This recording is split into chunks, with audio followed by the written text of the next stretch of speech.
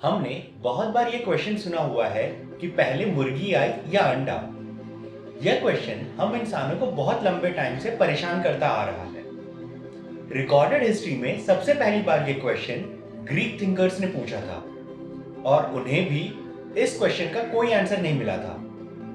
In fact बहुत लंबे time तक हमारे पास इस क्वेश्चन का कोई डेफिनेट आंसर नहीं था, लेकिन आज है। और धरती का इतिहास वीडियो की सीरीज में आज हम इसी बारे में बात करेंगे।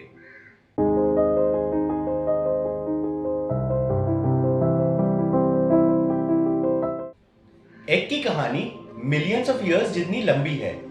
इस कहानी में वो पहले वर्टिब्रेट्स हैं जो कि पानी से निकलकर ड्राई लैंड पर रहने के लिए अडॉप्ट हुए थे।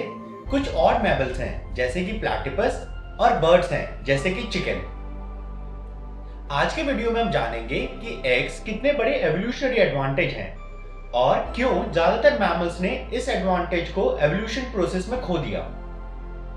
सबसे पहले एग्स पानी में ले किए गए थे। इन एग्स के अराउंड एक सॉफ्ट जेली की थिक लेयर होती थी। इसी टाइप के एग्स आज के फ्रॉग्स भी ले करते हैं।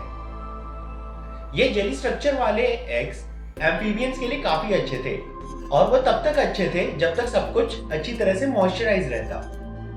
लेकिन कुछ 385 मिलियन ईयर्स पहले डिवोनियन पीरियड में टेट्रापॉड्स रेस्टलेस हो गए पानी में रहते रहते।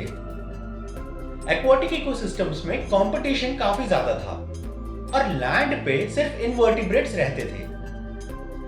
तो फाइनली टेट्रापॉड्स ने ड्राई लैंड पे वेंचर करने की ठान ली, क्योंकि लैंड पे रहने वाले इनवर्टिब्रेट्स जैसे कि इंसेक्ट्स, स्पाइडर्स एक्सेट्रा इन्हें अट्रैक्ट करते थे। लेकिन टेट्रापॉड्स के लिए एक बहुत बड़ी मुश्किल थी, क्योंकि जो एग्स वो ले करते थे वह एग सिर्फ पानी में ही सरवाइव कर सकते थे, क्योंकि वो एक जेली जैसे स्ट्रक्चर से सराउंडेड थे और इस जेली जैसे स्ट्रक्चर को मॉइस्चर की जरूरत पड़ती थी। टेट्रापॉड्स के ये jelly enclosed eggs dry land पे तुरंत ही ड्राई हो जाते और इनके अंदर का एम्ब्रियो मर जाता। मोस्ट प्रोबेबली सबसे पहला वर्टिब्रेट जो कि ड्राई लैंड पे पूरी तरह से रह सकता था वह था कैसिनेरिया। यह वर्टिब्रेट कार्बोनिफेरस पीरियड में आज से लगभग 334 मिलियन ईयर्स पहले मॉडर्न स्कॉटलैंड के एरिया में पाया जाता था। इस एनिमल का बॉडी स्ट्रक्चर रेप्टाइल्स और एम्फीबियंस के बीच का था। एम्फीबियंस जैसे फ्यूज शोल्डर्स थे और रेप्टाइल्स जैसे स्ट्रॉन्ग लेग्स और बैकबोन। और रिसर्चर्स के अकॉर्डिंग 20 मिलियन ईयर्स बाद आने वाले एमनियोट्स का यह डायरेक्ट एंसेस्टर था। एमनियोट्स वो पहले ऐसे एनिमल्स थे या वर्टिब्रेट्स थे जो कि ड्राई लैंड पर भी एग्स ले कर सकते थे। एमनियोट्स के एग्स एक सॉफ्ट लेदरी शेल से कवर्ड रहते थे और इसीलिए वो लैंड पे भी ड्राई नहीं होते थे। यह लेदरी शेल इतना हार्ड था कि वो एम्ब्रियो को अटैक और डिजीजेस से बचा सके और इतना पोरस था कि वो एम्ब्रियो को ब्रीथ करने दे सके और ताकि एम्ब्रियो ग्रो कर सके। और इस इनोवेशन के साथ वर्टिब्रेट्स पूरी तरह से लैंड पर रह सकते थे और उन्हें स्वैम्प्स में एग्स ले करने के लिए नहीं जाना पड़ता।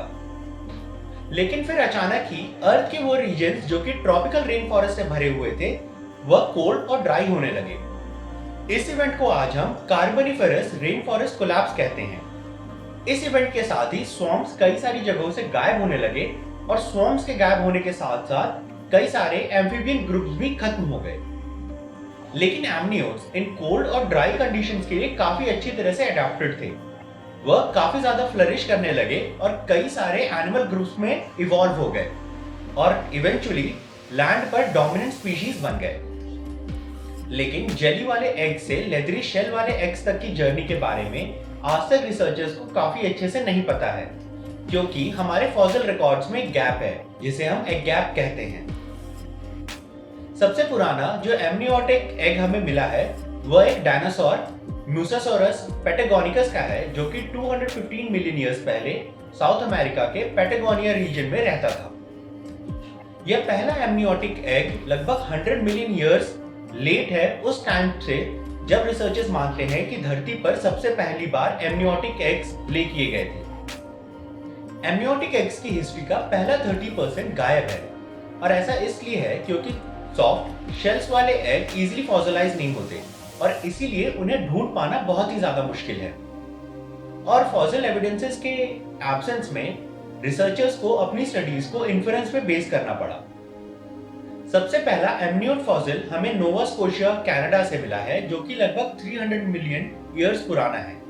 इसका मतलब कि एमनियोटिक एग इससे भी पुराना होगा। आज से लगभग 315 मिलियन ईयर्स पहले एग की स्टोरी में एक स्प्लिट आया। एमनियोट्स दो अलग अलग ग्रुप्स में इवॉल्व होने लगे, जो थे सोरोप्सिड्स, जिसमें कि रेप्टाइल्स, डायनासोर्स, बर्ड्स एक्सेट्रा आते हैं, और दूसरा था सिनैप्सिड्स, जो कि हम मैमल्स के एंसेस्टर्स थे। सोरोप्सिड्स अपनी पूरी एवोल्यूशनरी जर्नी में एग्स ले करते रहे। इनफैक्ट आज भी कुछ रेप्टाइल्स ऐसे हैं जो कि एमनियोट्स की तरह सॉफ्ट शेल वाले एग्स ले करते हैं, जैसे कि टर्टल्स। लेकिन बर्ड्स और उनके एंसेस्टर्स यानी कि डायनासोर्स एक अलग टाइप का एग ले करने लगे। इस एग का शेल हार्ड होता था क्योंकि यह शेल कैल्शियम से बना था। कैल्शियम की वजह से यह एग काफी ज्यादा स्ट्रॉन्ग होता था और इसकी वजह से यह फॉसिल रिकॉर्ड्स में ज्यादा इजीली मिलता है। सोरोप्सिड्स की तरह ही सिनैप्सिड्स भी पहले सॉफ्ट शेल वाले एग्स ले करते थे, लेकिन आज से लगभग 100 मिलियन ईयर्स पहले सिनैप्सिड्स ने ऑलमोस्ट पूरी तरह से ही एग ले करना बंद कर दिया। इसी 100 मिलियन ईयर्स के दौरान सिनैप्सिड्स ने मैमरी ग्लैंड्स डेवलप कर लिए थे, जो कि मिल्क प्रोवाइड करते थे उन बेबीज के लिए जो कि एग से हैच हो रहे थे। हमारे मैमेलियन एंसेस्टर्स की एग से प्रेगनेंसी की जर्नी भी हमारे लिए एक मिस्ट्री है। रिसर्चर्स का मानना है कि आज से लगभग 190 मिलियन ईयर्स पहले एक रेट्रोवायरस ने हम मैमल्स के एक एंसेस्टर पे अटैक किया होगा और अपना जेनेटिक मटेरियल उसके अंदर डाल दिया होगा। इस जेनेटिक मटेरियल ने मैमल्स में एक चेंज ट्रिगर किया होगा और मैमल्स ने इवेंचुअली एग्स के पार्ट्स को रिप्रोडक्टिव ऑर्गन्स के फॉर्म में यूज करना शुरू कर दिया होगा।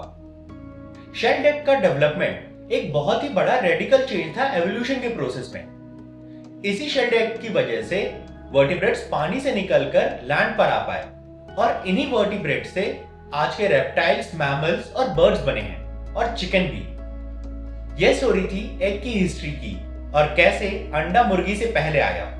So on that note, thanks for watching and stay curious.